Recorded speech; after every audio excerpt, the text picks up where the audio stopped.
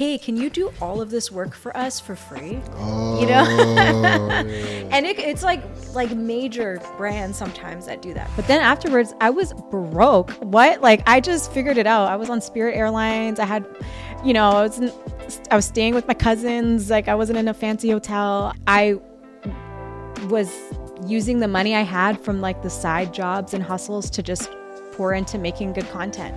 From my backpacking around Africa, I learned that jollof is actually Senegalese, right? Hey, the origin is there. But see, in Quebec, there is something called the Poutine Wars. What was it like having Justin Trudeau up in Scarborough? Fun. It was nice, yeah. How did that happen? How did that come about? His team reached out to me. Wow. Yeah. That's fire.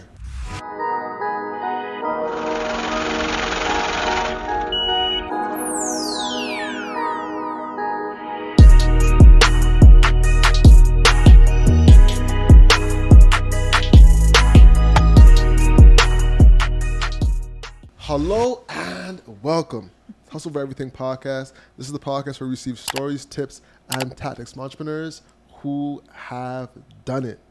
Today we have a returning guest. It's a return of the Mac. That's what I'm thinking right now. Return of the Mac. Hey, most definitely. We have the Black Foodie herself.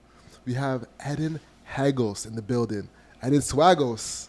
My OG name, yeah. You know what I'm saying? You threw that back. Yeah. How you doing? Welcome back to the show. I'm doing great. Thank you so much for having me. It's so great to be back. Most Yes. definitely. Yeah. We have to make sure you're taking care of. We had the cookies for you. Thank you. You know what I'm saying? The black and pepper, salt and nuts. Yep. Oh, Yeah. okay. Very nice. Most yeah. definitely, yo. But we have to get straight into it. Mm-hmm. What was it like having Justin Trudeau up in Scarborough? Fun. It was nice. Yeah. How did that happen? How did that come about? His team reached out to me. Wow. Yeah. That's fire. That's Yeah. insane. Can you talk about that? Yeah, what led up to all those events to him to come to Scarbs? That's a great question. So I think he was already coming to Scarborough for Junior Carnival. Mm-hmm. He goes to that pretty often, I think. And they had reached out to me because they wanted to showcase Black Foodie and take him on an experience. And I was like, yeah, let's do a food tour, which is very hard to coordinate with like a world leader. So we stuck to one location in Scarborough, a great location, Twist Catering, Chef Latoya's spot, and got to have a whole carnival feast and talk about Caribbean food and culture in celebration of Carnival. Yeah. So it was really dope. What was the security like? Sorry to cut you Yeah, off. no problem. They were there. There was definitely RCMP and like there was dogs sniffing the place. Really? And yeah. It was- And for those, like, I know since we recorded our last episode, that was like 2020 April. Mm-hmm. For the new audience members who haven't listened to that episode yet, can you give them like a synopsis of who you are, what you do, and what got you into that space? Yep. So my name's Eden Hagos, of course. Used to be Swagos, which is not my name, but that was my nickname and it stuck. And I started Black Foodie in 2015 after experiencing racism while eating out for my birthday. And that experience really changed me. It upset me. And I thought, why am I not going to Black-owned restaurants? Why had I not even considered celebrating my birthday at a Black-owned restaurant? So that question stuck with me. And it was particularly like, it was just running in my mind quite a bit because my family actually owned a restaurant when I was a kid, an Ethiopian restaurant in the 90s. And I thought, I, of all people, should be supporting Black restaurants. And if I'm not, and like my friends are not, there's something wrong here. We need to change this. And so I started sharing content online. First as a Facebook status. I don't know if you guys remember statuses, right? Yep. And then just... those are the original tweets. The original tweets, exactly. And then just, building a community on Instagram and Facebook and grew to other platforms and hosting events. And essentially it grew into a community. Now it's over 400,000 people. So close to 500,000 people that are a part of the Black Foodie community who love food and want to discover amazing restaurants. They want to discover the history behind their favorite foods. They want to see how we're connected as the African diaspora. And that's some of like the cool work that I get to do now. So it started just as a passion. You just wanted to highlight. There was no business case behind it. Well, I knew that there was a business opportunity there. Yeah. I didn't understand how to make it happen, though. At that time, there were platforms like Travel Noir and Blavity and something else called like No Madness Travel Tribe. So I was like not a blogger myself, but I definitely consumed a lot of this content, and I would attend events, and I was like really inspired by them. So I knew that you could build a business around creating community, and that there was a need with our community for sure. So you just start like part-time hustle, just going to these different restaurants and Exactly. just one thing after other. People just gravitated towards your content and it just took off. Yeah, I think the reason it took off was like people were hungry for it. Everybody has to eat. Everybody, and most people that I meet love food. And unfortunately, especially at that time, our food was not being displayed. I remember one of the first things I did was I had a photo shoot. And I just like invited a bunch of people like and said, I want to represent our food. I hired just my friends to like help me shoot. And I got Nigerian food, Ethiopian food, Jamaican food, like whatever food I could think of. Because I wanted to show Black people having fun eating food because I couldn't find photos like that. Yeah. And that's so crazy now. Like it's, 2023. But like, yeah, in 2015, I literally was like Googling Black hands with food and not finding images. Wow. Yeah. And you know what's interesting too? I think part of it is when I was in school, like my mom would pack me like a hot lunch, right? So I have like skooma in there, which is like cabbage mixed with carrots and peas and everything, and rice. And when you open it in a hot flask, the aroma just fills the entire room. Yeah. Right? So you have all these kids going, oh my God, Owen, what is that? That's it, it's like it smells. So me and this other Indian kid would have like this similar lunch. So I think when I can speak for myself, I think when you grow up, you're not really prioritizing going out to eat your own type of food at a restaurant because it's like a cultural thing that you actually enjoy just having inside your house. And when you go out, like I also think the branding and the community building behind Black food isn't as prominent as maybe Italian. Like they have pizza. Like what do Black people have? I think Caribbeans have jerk chicken and everything. Like we know that is like culturally Black, but Ethiopia, you've got injera, right? You've got everything. Dorowats. Yeah. Nairobi, like what do we have that's commercialized? Nothing, right? So, I mean, if you go back home, you have like Yeah. ugali. I mean, I definitely think right now there's a change where there's people taking like African superfoods, ingredients, sauces, spices. Like it's starting. I do see it starting to come out, but I do agree with you in that we didn't have the representation in traditional food media for sure. Yeah. So you weren't going to see injera on Food Network or ugali or even maybe a little bit of jerk chicken, but it probably was not the right version of it, So there was definitely a gap, I think, Yes. Yeah. Most definitely. So as we were growing the community, what was some of the things you were noticing that let you know I'm on the right path? I remember the first thing, which is I made a t-shirt. That was a Black Foodie. Okay. And this was 2015. I hosted a brunch in Washington, D.C. And at that time, like, DC is a very Black city, right? So there's lots of brunch parties. Any Saturday or Sunday, you're going to see like everybody dressed up nice, ready to eat and also party at the same time. And I was wearing this shirt and people kept stopping me being like, oh my God, I love that. I'm a foodie. I'm a foodie too. And so I was like, oh, maybe I can sell these shirts.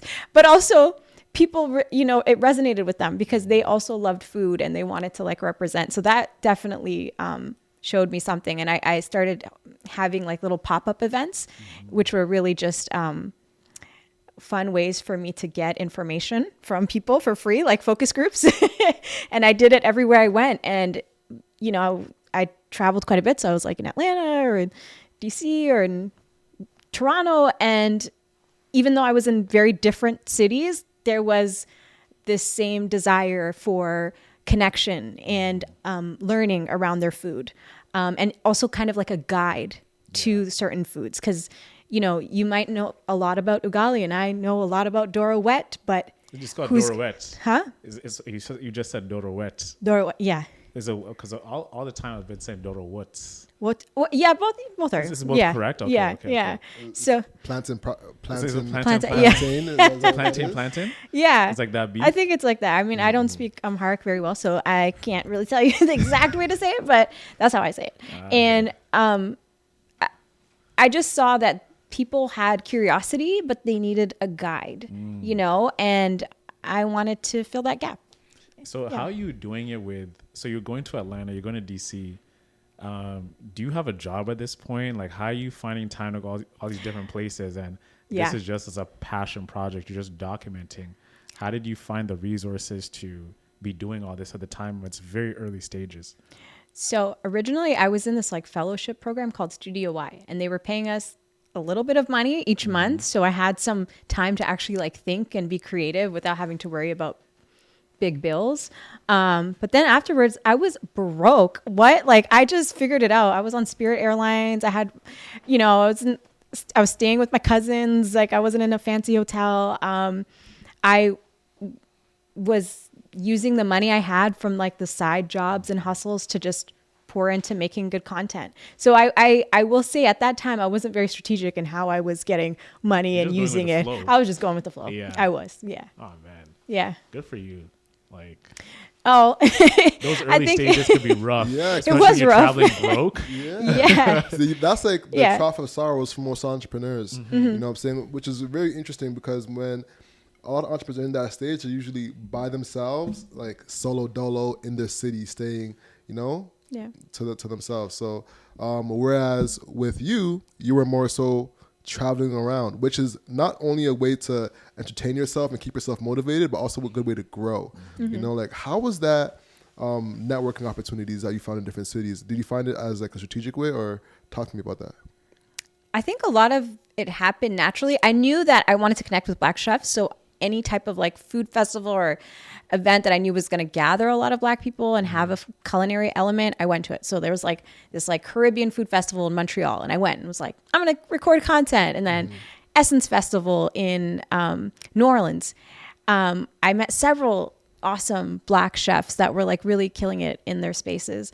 And then just like hitting up people on Instagram in the DMs and saying, hey, I'd love to like shoot in your kitchen. Are you down? And they said yes. And so I just got fortunate in that people were like cool with me, even though I had like 200 followers, you know. I didn't have a lot of people Especially following. as a content business, like Yeah. when do you see the return on investment? Like all these flights, all these travels, documenting. Yeah. You know, how do you plan for, okay, I'm going to get a deal at this point? Because you're very early on. Oh yeah. So the other thing was I started like offering like social media services to people. So I was like, oh, I got good at like creating content crafty. and being crafty. So then I just started offering those services to like small business owners. And that's how I barely paid bills.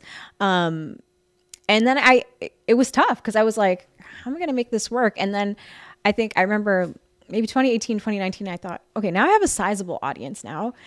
And like travel is such what's sizable to you at that point? I think maybe over like 30,000 or something, possibly more. But I knew it was enough to like where people were buying things based off of like recommendations I was making. And travel was such a big part of what I was doing. And I thought, okay, let me pitch to, you know, destinations. And I think that's like what really opened the door. And then the other thing that I should mention was like, I was hosting events. I was getting like a lot of like traditional media opportunities that I don't think a lot of other food content creators could access.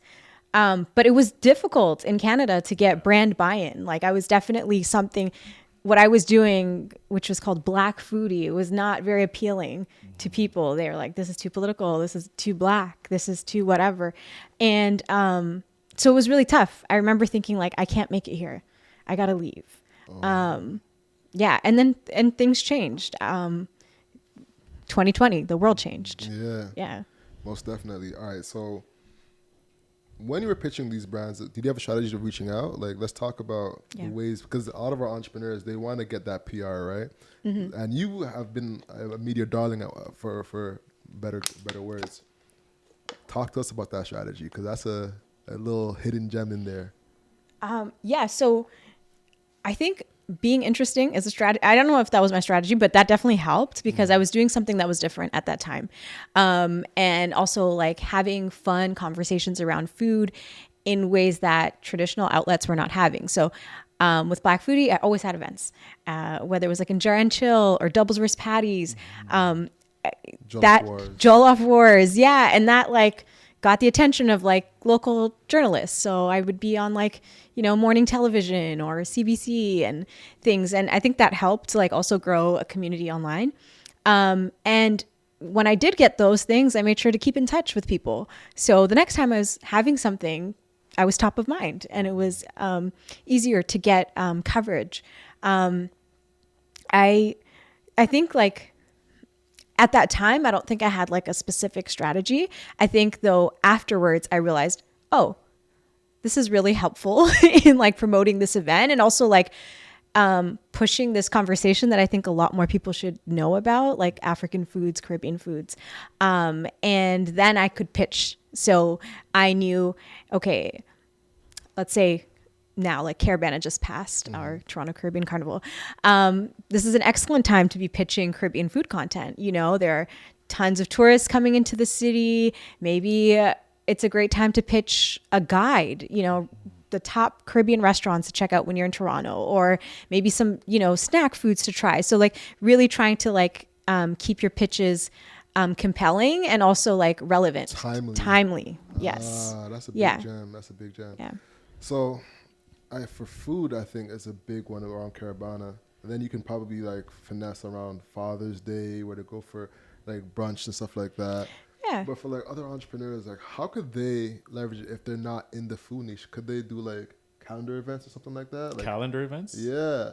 Okay. I think maybe just like I would encourage them to think about what their desired outcome is. So if it's to establish yourself as, let's say you want to be a thought leader in marketing, using social media to promote your business. Maybe, it's summertime and you're going to talk to entrepreneurs about how to like refresh their social media pages this summer and get new customers in who are visiting the city from out of town. Like you could still pitch yourself as an expert and figure out how to make it timely, but like think of things that are helpful essentially. If it sounds boring to you, it's probably boring to them. So like keep it interesting, keep it fresh, Yeah. What one person was saying is that there, I forget who it was, but someone was saying that they would use the calendar event. So you know how they have like days of the week and days of the month, like today's National Donut Day. Yeah. And they'll like match that day to their brand to try and make something that's marketable, Yeah. And sometimes I'm like, yes, and sometimes I'm like, this is corny. It's a little forced. This is corny. It's like it's National Coffee Table Month. So let's celebrate the best coffee tables, and it's like like you're pushing it here. Listen, this sell me. You know what I'm saying? You want it to be relevant to you too. Yeah. It's a balance. It is a balance. You got to find that fine balance. But I think that's that's a really big gem. Figuring out a timely, relevant way to match people. One of the things we started doing is doing like content waves. So like some of the questions we would ask would help us figure out what's trending or what has a content wave. So for example, one of our most popular clips on YouTube was us talking about Kauai. And because Kauai left Toronto, there's always a small current of that trending topic of, was Kauai leaving Toronto a good move? What happened? What could have happened if he stayed? What could have happened if he stayed? So we asked that to an NBA player, and so that his answer, of course, people want to see that because he's an NBA player, right? Yeah. So I think that's the other thing, something to think about for entrepreneurs out there that are trying to market themselves. Like, what current or what relevant topic is happening that they can leverage for their business, But going back to you though, was there a moment where a brand had to believe in you, and that was like the inflection point of you closing brand deals? Like a turning point, Yeah, because basically, because you said you were doing social media marketing at one point. Oh, yeah. And then turned it internally to starting to pitch brands. Right? Yeah. I think definitely I want to shout out, like there's Black owned businesses that invested in me first. So invested. Or did not. Okay, maybe not invested as like a traditional investor, but like took a chance on me and like hired me out to like promote their business or their food products. So that was definitely like helpful. And I think definitely tourism was where I saw a turning point where I was already doing these things. There was already a market for it on my social media platforms, and pitching it to different destinations. So like I remember doing a partnership with Visit Jamaica for Patty Day and creating content that was like about the history of the patty wars in Toronto, which is actually really interesting, and going around the city and showcasing this. And I've worked with them several times since then to promote the Jamaican Patty Day here in Toronto, or working a lot within Canada. Like I produced a series throughout Canada with Destination Canada, Destination Ontario. There's a destination for everything, okay? And like I got to do one of my most fun projects was actually in Brampton, creating a guide to Brampton, and then like doing it in other parts of the US as well. So Oakland is like one of my favorite places, and I actually moved there temporarily. So I worked with the city of Oakland to create a really dope guide, and with California. So just a lot of different, taking the things that were working and packaging them again and saying, hey, this worked really well in Canada. I think this would work great in California, and building off of that. Yeah. You know, as you're building, I'm like curious because you're creating Black Foodie. Yeah. Were there other Black women who had maybe like gone to where you wanted to be? Like when you look at your vision, like, hey, look, they have such a big platform. They're doing something similar with food. Who are those people who like showed you what's possible to come? Right? Because Black Foodie is like original, but their Black food content creators maybe somewhere in Nigeria, Kenya, right? Yes. And you're seeing them, they're doing it there, but the Canadian market is missing something like this because we're like a hodgepodge of different cultures. Like, who was that for you if you did have one? Or were you just thinking, man, there's no one that exists like me. I'm going to go and make it happen? Oh, no, there's definitely people that were doing amazing things within the Black food space. Like, I'm not like, but I think I was definitely like an early adopter in terms of using social media to do this, and do it in a way where I'm not the most viral recipe content creator. You know, I'm not going to teach you how to cook everything, or do some of these things that are like very catchy on the internet. But I was going to restaurants and talking to people and saying, why'd you start? And can you tell me about this dish? And showing this content, going to East Africa and being like, this is how you make injera, or like, have you heard of this traditional plants that's like has healing properties? And that I think was really compelling. And I think that was able to get me to grow an audience. But yeah, there's definitely people. There's an author, I believe her name is like Jessica B. Harris. She was doing this back in the day. Like the show on Netflix is based on her. Have like social or anything to No, this is like 40 years ago. Like, so yeah, this was a long time ago. So she worked, actually, let me make sure I got the date right, because I'm not sure, but she's an OG. She was writing Black cookbooks many years ago, like, and she definitely paved the way for many women, Black women in food. And there were lots of like really great content creators in the US as well that I connected with that were very inspiring.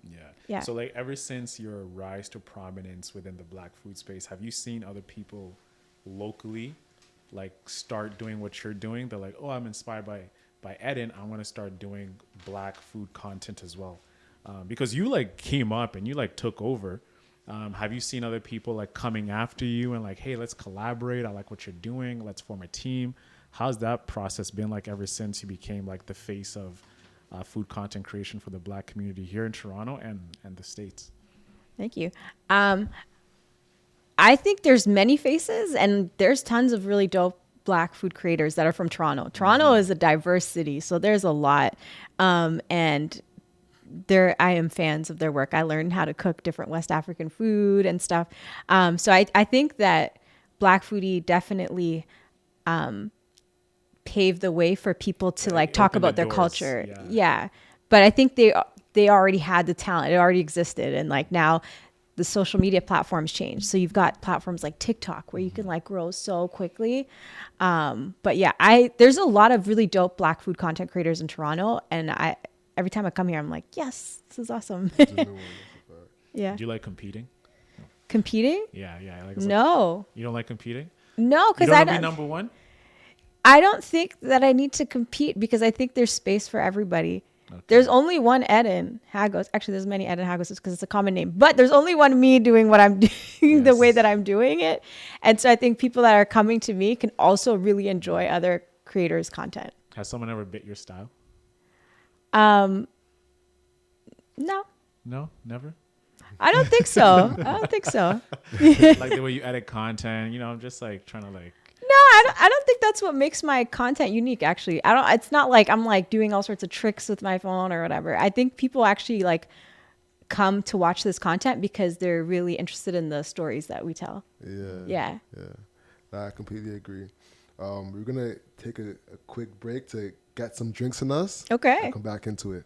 Okay, sounds good. All right, so we're here with Drinks by Nika. You know what I'm saying? We wanted to give her opportunity to make some drinks for us. You know, we got the Black Foodie in the building. So, Nika, can you introduce yourself to the company? Hi, I'm Drinks by Nika, aka Tanika Bennett. I'm the owner of Drinks by Nika and an international mixologist. I run an event bartending company and we do beverage consulting as well. So if you have private events, corporate events, you need signature drinks, signature cocktail stations, mixology classes, you name it, we're your people. Okay. Most definitely. So we're working with Nyarai, one of the only Black-owned wine companies in Canada. What do you do when you hold this bottle? You gotta grab the Nyarai. Grab the Nyarai, baby. Grab the Nyarai. Grab the Nyarai. As well to that, we're working with Lignum Honey. Shout out to Ken. So Lignum Honey is Jamaican honey, raw honey, sourced from Jamaica. This is the coffee blossom honey. And a little bit about it, it's actually sourced from bees that are using the coffee plant. So it has a little bit of coffee in it. There's like a little floral note, you know what I'm saying? So it has a little extra woof in it and it's amazing. So highly suggest, that's Lignum Honey. Go check them out. Awesome. So we let you do your thing. All right. You know what I'm saying? Show us what you do. What's on the menu today, Nika? Yeah, So talk to today us. we are making the Black Uplifted. Okay. It's somewhat like a white sangria. We are using, the coffee blossom honey, which has those earthy caramel floral notes, which pairs really well with the peach. So we have some peach pieces chopped up here that we're going to also add to our sangria, along with strawberry, raspberries, a little bit of lemon, and then some lime juice, some peach schnapps, and some orange liqueur to really round it out. So everything is built to bring out an uplifting of flavors from the fruits. There you have it. Yes. Okay. There you go. Awesome. So we're going to start by adding some of the fruit into this. Okay. We are going to add some of the honey. So for the honey, we're adding half a cup. Yeah. Oh, I've actually made some with Lignum Honey and it's very good. So now I'm going to add a quarter cup of fresh lime juice. Okay. So why quarter cup? Because we're trying to balance out the cocktail and not have it too much on like the sour notes. And then you have like, the tannins in the wine. So that's going to really round it out. Quarter cup of peach schnapps. Now we're adding a quarter cup of triple sec. You can use triple sec. You can use, Cointreau, which is like an orange liqueur. Some people use brandy. Totally up to your preference. Okay. Lastly, we are going to dump in the whole 750 ml of our Nyarai. There you go. You just grab the ball and I've been pronouncing it wrong this whole time, so I'm glad you said it. Yeah, Nyarai. Nyarai. That's why we're here. Yeah. You know what I'm saying? And so I'm just gonna go ahead, give this a nice stir. I smell it already. Let's go. Are you excited? I'm salivating already. I'm not a big drinker, but to smell this and see all the fresh fruit and everything, I'm excited.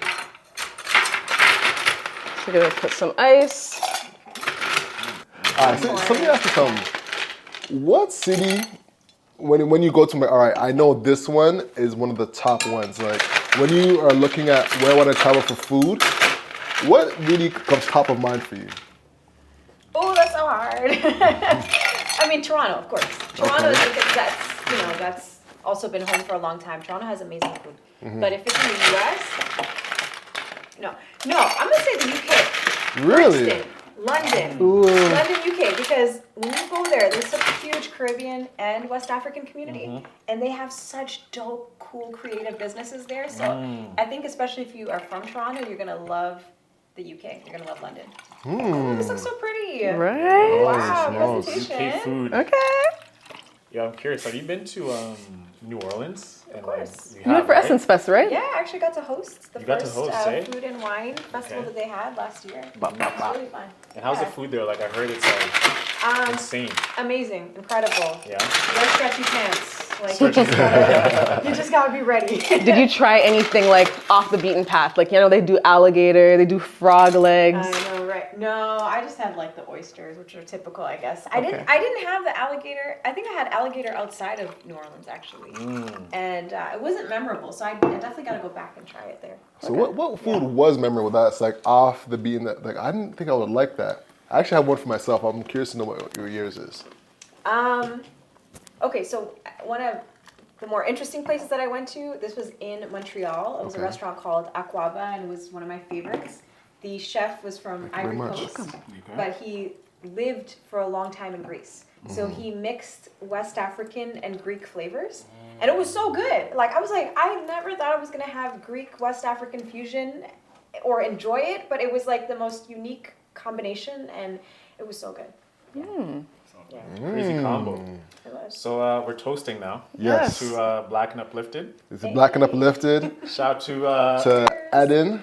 Eden. Shout out to Nyarai. Shout out to Lignum. Shout out to Ken. And lastly, Shout out to Drinks by Nika. Thank you. Cheers. Let's go. As a Salud. bopper. Like that.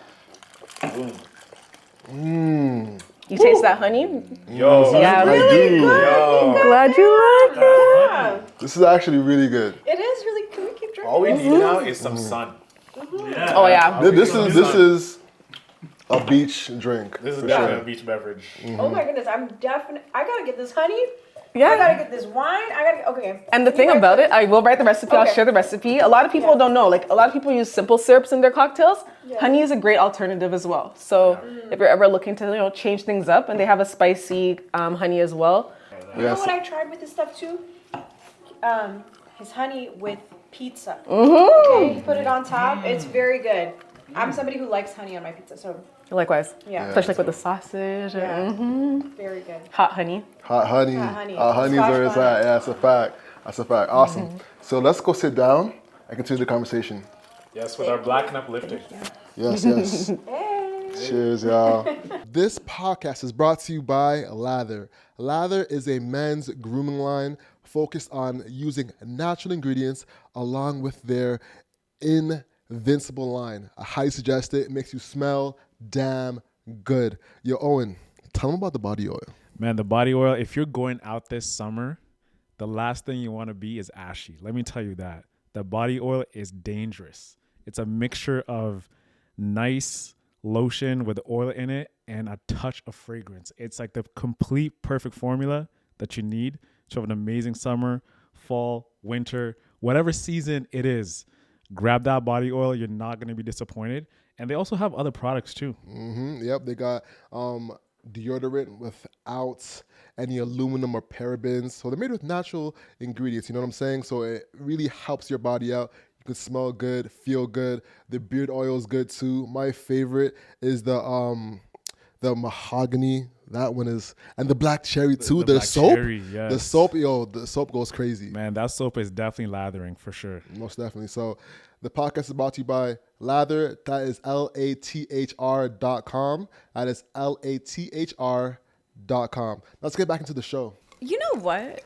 I have had some, like, I think just like any content creator, there are like just messages that seem like they're fake, right? So that definitely happens. I think what actually happens more is it's not necessarily the brand that's like different. It's the fact that they're like, hey, can you do all of this work for us for free? Oh, You know? yeah.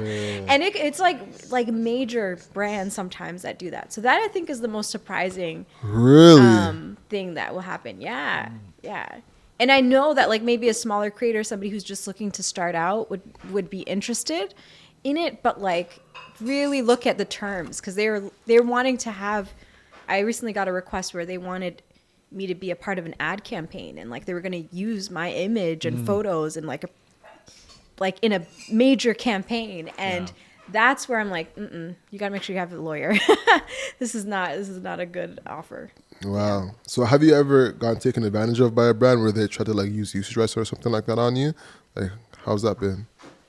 I feel like I've definitely signed up for things that were not like Favorable. the best deals. Yeah, especially at the beginning.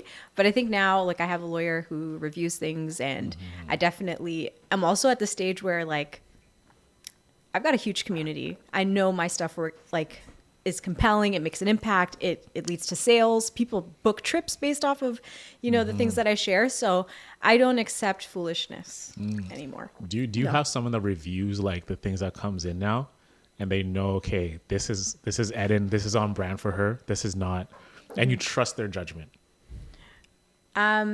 Yes, I do. I have a strategist that I've hired out, like part-time. And so I speak with her about like the deals that are coming in, but I recently got a talent manager. So I'm really excited to now have somebody who's like really looking at the, like the journey, like where do you want to go next and how does this fit in? Yeah. Talk more about that. Like, how do you carve out a strategy? Because you have big goals to grow Black Foodie to be someone who's in the mainstream one day. What does that look like step by step for you? So 2023 is about to come to a wrap. You got 2024, 2025, like big picture, like how do you approach each year by year to like elevate your growth and touch new markets? I think in the past I was just going step by step. Like really I was like, how do I make it? And now I feel like I'm like, how do I scale this impact? How do I make this better? How do I take this to the next level? And I don't always have the answer to it, but I do seek out advice. And then I think about like, okay, what is it that I'm truly passionate about? And also what is it that people are gravitating towards? I know for a fact, like close to 8 million people watched me learn how to make fufu. Like people want, and that's because people want to know. They want to know, what is it like in Ghana to make fufu from scratch? Like what, or they want to know why there are different stereotypes about Black people and the way that they drink wine. Like there's that kind of content has gone viral on Black Foodie. And so that also like informs like, okay, this means to me, people are looking to have this conversation. How can I spark more conversations? How can I teach people through this content? And how can I also encourage them and give them the tools to travel to these really dope places too and help them feel empowered? Like I will give an example. I got an opportunity to host a masterclass in Nigeria. And the first thing I got when I told everybody was like, don't go. You're going to get kidnapped, right? Like, oh my God, everybody was scaring me. Like Nigerians were scaring me. But I'm so glad I went to Nigeria. I had an incredible experience. It was an amazing food festival. It was like one of the best Black food events I've ever been to, of course. And it was on the continent. Exactly. And I'm glad I didn't listen to the other people's advice. And I would absolutely encourage other people to go there. And I'm so glad I went to and traveled, throughout a bit of West Africa. So I think with Black Foodie, I definitely want to challenge some of the misconceptions or things that don't tell the full story. So would you say, is it more are you trying to go deeper or are you trying to go wider? Right? Because right now, you've gone deep, right? You entrenched within the community.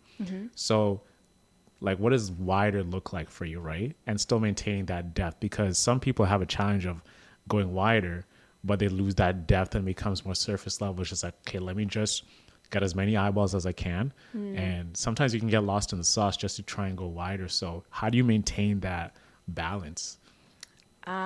Staying true to the vision, staying true to the purpose and the mission. It's always been about celebrating Black food culture, about celebrating these restaurants, about digging a bit deeper. So maintain when I look at content, I think it can serve many different purposes. Yeah. I do think that you can make a video that just gets a wider audience, maybe it's there's this viral trend and I'm going to add an African touch to it or something like that. But then there's the things that go deeper, I'm going to talk to a sommelier about what it's like being Black in the wine industry. And people still resonate with that too, So I think you don't necessarily have to choose all the time. That's my answer. Yeah. So we have a lot of ways to go with this, man. Because over the last 3 weeks since we last chat, you've done a lot. You know, I actually want to ask you this: what would you like to talk about that you don't get asked about regularly? Oh, I would love to talk to you about the journey of, so like people are like, oh, you must like eat a lot of great food. And I do, but I also meet a lot of interesting people. Like the people that work at restaurants, the people that are cooking your food have such interesting stories. How they came to this country, how they started their business, the hustle, the challenges. Like I have sat down with some of like the most interesting people ever. And I think that's something that I want to tell more of, because I was doing this like with my phone, you know, on my own. And now I'm trying to, you know, expand and get a production team and a crew together and really dig a little bit deeper into their personal stories. So I think that's something people might not recognize. But like for me, one of the best parts about this is the fact that I get to like interview people and talk to them about their journeys. Who's one of your biggest standouts? Whew. There are many standouts. Man, I can't remember his name. I wish I remembered his name. Oh man. But he was he was a chef at Alta restaurant in Los Angeles. It was a really dope Black restaurant. And he was in prison for several years. And he was like, the only thing I learned how to cook were drugs. Like he did not have the culinary background, but he learned and he took that passion and became like an amazing chef.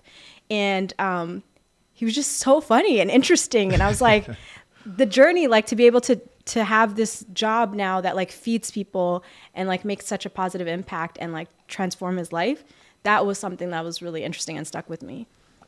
That's a huge journey. I think that's missing because, you know, I've worked in the restaurant business as well, like over maybe fast food, also like serving restaurants. The chefs are always interesting all the time. Like you'll be back there just like maybe picking up some tongs or whatever. And they just start going off about how their grandma did this, their kid did that. And they're always good storytellers. They are. All the time. Yeah. So I'm like, I think if you mix that infusion of personality of like behind the kitchen or something like that. Yes. Like call it something like that. And then, you know, go behind the kitchen and talk to these people, have like set questions. I think that could be a good mini series from city to city. I know. I'm with you. I want to do that. The other thing I want to talk about, because you said, what's something you want to talk about, is a big blessing of mine with Black Foodie has been travel. And I grew up in Windsor. I went to like... Shout out to the Southwest. Shout out to the Southwest, Sarnia, exactly. man. You know, Windsor. Yeah, Sarnia. I forgot. Yeah, both from border areas. So like, you know, I grew up in a very like white school. I was always looking for community. I was like, when I came to Toronto, I was stunned. I was saying hi to every East African and they were looking at me like, who are you? Like, that's not what they do here. You know, there's so many of us. But I've been able to see like, what does it mean to be Black in these different spaces? Because it's very different being Black in Toronto than it is being Black in Atlanta, than it is being Black in DC, than it is being Black in Lagos, than it is being Black in Ghana. Like, there's just like these different subcultures and like diaspora communities, and the slang, the flavor, the music, the taste, the fashion, like all of this stuff like switches up, and they're all like Black foodies. But you're going to get a different flavor. And that's the thing that I really want to like lean into, because that's been like really fun and exciting to be like in Brixton and be like, yo, wait, I kind of understand that. Cause I know that this slang is in Toronto, and cause it's like coming from patois, or like, oh, I'm in DC and there's so many Habesha people there and they're going to do things a little bit differently with their fried chicken. Like, I love that, getting to see how Black culture evolves and shifts and changes, like, depending on where you visit. Yeah. Yeah. Yeah, honestly, you are so right about that. And one thing you said off camera, I'm not going to expose you, was that Brixton has some of the best food of all the cities you've traveled to, which is like, that took me aback. I won't even lie to you. Break that down, because... I wouldn't just say Brixton, but just London in general. London in general okay. Definitely was... It was just an eye-opener, and it was like super cool because there's, you know, big communities of immigrants from West Africa, from the Caribbean, and especially with the Caribbean community, they've been there for generations. So they've like established themselves, and that was like super cool. Or going to Paris, and like when I went to Europe, I had just come from Ghana, so I went on this like little food tour, and it literally felt like little Africa. I was like, am I back in Ghana? Because I saw more people there wearing clothes like this than I did in Accra. So there was things like that were like super surprising, where I was like, man, people are like so proudly African and wearing their cultural clothes and speaking Wolof and doing all this stuff like that I didn't know existed because I didn't grow up there. So that was super cool, like getting to just see how people represent their cultures in different spaces and places.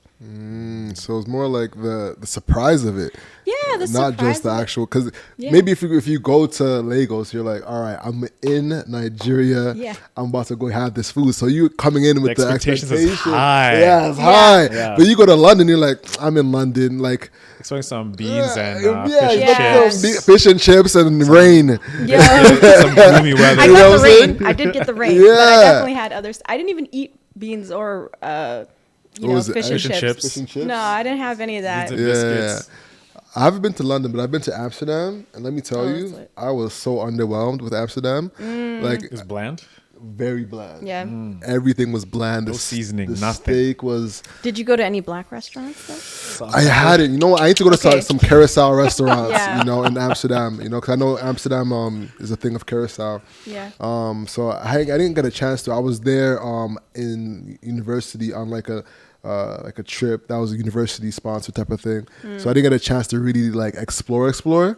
But from what I did have, I was like, these croquettes, these ain't That's these not ain't for doing you. it for me. This ain't it. This ain't it. You know, but.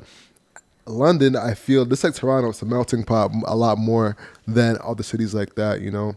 Yeah. So with that, you know, because I know I had bad food. What was your bad food experience? My bad food experience. Okay. I've been blessed in that I've eaten a lot of good food. I don't know if it was bad food. It just wasn't my taste, right? So Very political. I like it. I like it. I like it. I like it. Okay. I'm gonna be real. Like I'm not the most adventurous, I guess I'd say. So like for me, I did try snail when I was in Lagos. That's cargo. Yeah, they do it differently though. It's not like French style. So it was like with the stew, but I think I just couldn't get into it. I just couldn't do it. Was it So the live one? it was cooked. It was Okay. like cooked. So I Was think it that chewy? it was incredibly chewy. So you're like, it just this- tasted whatever you think it tasted like. It tasted like, and it wasn't So for me. It was like a hard swallow. Like It was hard. Yeah, It was hard. And then they offered you more, and you're like, I'm full. No. Thankfully, it was through like a friend, so like I didn't feel like she was cool with like me not eating it. They Yeah. knew, but that was maybe like the one time where I was like, I don't know if I could do this one. Or I don't know. what about you, Yeah. bro? What was one of your worst food experiences? Man, I mean, my worst food experiences, I think, came from back home. Like when I first moved when we built a house in Sarnia, and we barely had any food in the fridge. So we had moved from Toronto to Sarnia, and we were taking like some of the old food. And I don't even think we had done groceries. I don't know what we were doing, but we're in the summer. My sisters and I are home. It's just my mom. My dad's at work, and my mom decides to make us something, right? So she goes to the fridge. She opens up. She's like, okay, this is all we got. She opens the cupboard. Okay, these are like the things I got to work with. So she gets to work in the kitchen. So my sisters and I are watching Passions and like some soaps, like that's I didn't see that coming. All right. yeah. This is what you do in the summer. Like when you got nothing to do, you start watching soap operas. Fair. Remember Days of Our Lives? Fair. Yeah. Days of fair, Our Lives, yeah, soaps, yeah, everything. So my mom calls us up, and we all sit at the table, my sisters and I. So I got my little sister right here at the head of the table. Diana's in front of me, and I'm right here. So the plate, she made like some pasta, and she like mixed every sauce like together. So this thing was like, okay, I don't know, for some reason, I don't know why she put ranch dressing in there. She put like some tomato sauce, ranch dressing, you name it. She just dashed it in there. She's trying to make something unique. So my sisters and I take a bite of this thing, and I look at my little sister, and she's like very kind. She's like a little girl, right? So she doesn't want to tell my mom like, yo, this thing is not good. And I know my other sister, Diana, like when she doesn't like something, she starts like dwindling with the fork on the plate. And I'm right there trying to like eat it. I just can't do it. Like every time I put it in my mouth, I just can't swallow it because it's exactly the same thing. It's a hard swallow. Mm-hmm. So my sisters and I were at the table for like an hour and a half, and my mom was adamant, you are eating this thing. So I go in the fridge, and this is what I try to do. I try to take some Fanta just to like, every time I take a little scoop, I put some Fanta like I to wash it down. So it's a smooth thing. So it got to a point like I just started feeling gassy, and like I puked all over the thing. Oh. And then, when I puked, my other sister puked as well. Damn, it got worse. Whoa! How did y'all both puked? We all puked, yo. Like that was so tough. My mom was so pissed. She was just like, "You're eating that food. I don't care. Puke, whatever. You're finishing that." She felt so like, I don't know what it was. Like she just felt insulted. But after like years later, we told like, "Yo, mom, remember that time where you made us that lunch? It was like a hot summer day." And then she just burst out laughing, and she was just like, "I can't believe I did that to y'all." Damn. But yo, that was the worst eating experience I've ever had, man. Okay, mine. Yeah, you win. You win. Yeah. What about you, Al? I hate. All right, I'm about to expose myself. All right, so. Is this something you made, bro? Because if it is, man, that's like... Nah, that doesn't count. Oh, okay. I should have... Okay, I definitely have worse. Yeah. Oh, yeah. I've definitely made things. I'm like, oh, this is horrible, but it's only me. Yeah. So it's only me. So I mean, it worked. Yeah, we bought that. Bon appetit, bro. It's all you. That's a fact. That's a fact. You seen that meme with those like two ladies? Bon appetit. Word. So for this one, it's about 2015, and I'm at a young lady's house. And this is skis. Lord date skis. Well, you're gonna find out. Okay.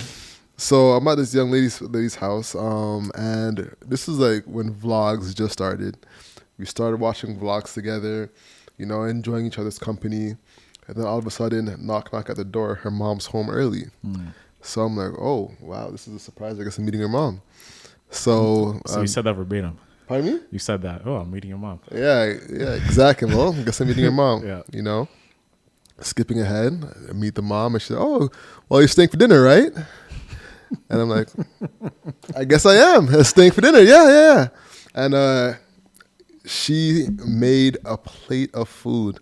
When I tell you, it was from her culture, and I don't want to expose what culture it is. I don't want to, speak bad on anybody's culture. But it was a green pickle-like food, and there was like beans and rice. And I don't even know what it was. Like she said it was pork skin or pig skin. You know what I'm saying? And it was with Pig skin with beans, and then like a green vegetable. It looked like a pickle, but it was like very slimy. Yeah, and rice. No, it wasn't okra. No. Bro, don't ever disrespect me again in your life. It is pretty slimy though. Delicious. Okra is delicious. Thank you. It's delicious. Got you. No, it wasn't okra. If it looked, the pickles at like shawarma spots, it looked like that. But you see how it's green and kind of slimy-ish? It looked like that, but I didn't know what it was. So I asked what it was, and she told me, but it was a long word, so I have no idea what it was. Very small, very like cute mother. So I'm like, if I like don't eat this food, first time meeting the mom, bro, I'm in trouble. So I'm on the hook. So we're there sitting, eating, and I'm there trying to like starve it down, trying to figure out how am I going to do this. And I'm like, just like, all right, Alex, big gulp, bro. You gotta hold your breath. Hold your breath. You eat it. You can't smell it. So I just like, all right. here it comes, and just you scarfed it down. But I only got like 2 more bites, and I'm like, all right, I'm good. I tried to eat as much of each thing, so it looked like I enjoyed enough of it. And to where I sometimes was you gotta full. spread the food a little bit, so Spread it looks the food. spread the food. You know what I'm bro. saying? So it doesn't seem like you're Like you- dumping the entire thing. Exactly. Have to strategize. You know, it's all about strategy. Yo, when you're throwing it out, did you fold your plate? Like, you know, like No, it when black was a people dish. fold It their was a thing. dish. It was a dish. So I couldn't fold it. I tried to be slick, but she was out the table. So she went to the kitchen. I was trying to like figure out. Like I was like, all right, now's my chance. How am I going to go eat it? Damn. Yo. So yeah, that was a tough situation. That was probably my worst eating experience. You know what I'm saying? You have to have strategy. Yeah, that's a strategy. You have to have strategy. At a barbecue, like there was the folding of the plate. That's like that's a big sign that person did not enjoy your cooking. It's one of 2 things. Either they didn't enjoy it or they really enjoyed it and they're taking that home. You know what I'm saying? To the double fold. But taking home, like it's just another plate on top. Oh, you're saying when the the plate is folded, yeah. That's when the Or food they is bad. turn it around. They like, when turn it around. upside- Yeah, I get you. Yeah, turn it around in the garbage. Yeah, for sure. Yeah.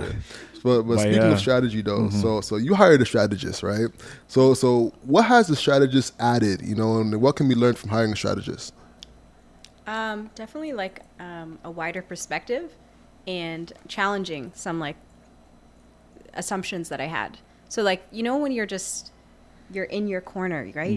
You're focused. Sometimes it's easy to like just lock down and like keep your head down. So I think for me, it's been really helpful to like have somebody say, hey, let's like expand from here and let's look at like the big picture. How does this align with your vision? How does this align with the lifestyle that you want to live, with how much you want to earn? So I think like those questions that are really like causing me to like really reflect have been really helpful. Yeah. Yeah, yo. So I'm curious, what are some of the perks about being Black Foodie? Oh, there's so many perks. Yes. What? Okay. What's the number- biggest perk? The Because pe- you I get to think- eat, you get to meet people. Like, how do you eclipse that over and over again? Do you get bored of that? No, I never get bored of it. I love meeting new people. That's the thing. It's always the thing that I love is like my life looks different every week. Maybe I'm in a different city. I was making mood boards and talking to somebody who's creating the set to like make a vibe to host the Prime Minister of Canada, you know? And then the other week I was, you know, making banana pudding with my cousins for 4th of July. And then the week before that I was at a conference in LA, you know, to connect with other creators. So, and you know, connecting with cool Kenyan creators actually. Yeah. So like, I love that. Like it's not monotonous. Like it's just like every time it's changing for me. Yeah. I like that because I get bored very easily. I will say like with restaurants and stuff, sometimes I'm like, okay, I'm ready to eat at home. Sometimes I just want to eat like It's just, too you know- perfect of a meal. You're like, I just want something simple. Yeah, sometimes I do. Yeah. Sometimes I want something very simple. And that's, I think, the one time where like it shifts. Yeah. But because I love home cooked food too, and I like to cook. It's like therapeutic and fun. I listen to my It's music. artistry. Yeah. Have Yeah. you has a restaurant ever offered you free food for life for content? For life? Yeah, like at any time you come here, we got Yeah. you. I don't know if they formally said that, but definitely there are places that have done that where they're just like, no, we're not going to Anytime you take it. come in, like they just bless you with food. Yeah, or sometimes I don't even expect it, and then I'm like, no, take this money. Like I'll go get cash so I can leave it on the table, because you know you want to support the business, especially if I'm just going as myself. Yeah, but that has surprised me where like the restaurant owners recognize me before I come in, and they're like, hey, and I'm like, oh wow, hey, you know. Like, do they move different- tables for you? Like there's reservations are there. They're like, okay, you're sitting down. No, I'm not VIP like that yet. No. And especially Black restaurants, they're gonna treat you like family, so they're gonna Yeah. say like, hey, hold off for a second. Okay. Word. But generally, like I've gotten to meet like a lot of really cool people, and I've had some really amazing travel experiences. Like just never would have thought that I'd have the opportunity to do that. And that's, I think, what I really enjoy about it. It's it's very fun. So as we work towards wrapping up, where do you see the brand going in the future? Definitely going more global. So I want to see more of the diaspora. I want to be able to showcase more locations outside of North America. It's time to go to the Caribbean for sure. Hey. Time to go back to the continent. But definitely, I think you guys are going to see more in traditional media. So like a show, a book, products that are that help you on your journey as a Black foodie. So that's definitely what I want to expand into. With that being said, this is what you can't control. So control your grind and control your life. I'm Alex. And I'm Owen Osinde. And I'm Eden Hagos. Thanks for having me. Bow, bow. Have a good week. Have a great week, everybody. Bow.